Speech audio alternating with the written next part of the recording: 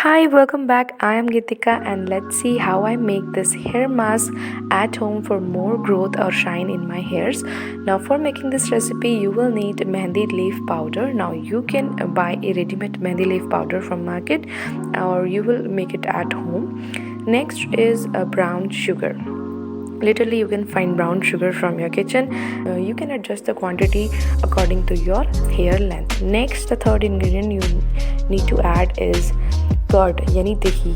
Dahi is really good for our hair to add more protein in my hair. So yes, I will mix it and make this paste really thick, because thick paste बहुत ही easy होता है apply करने के लिए hairs में.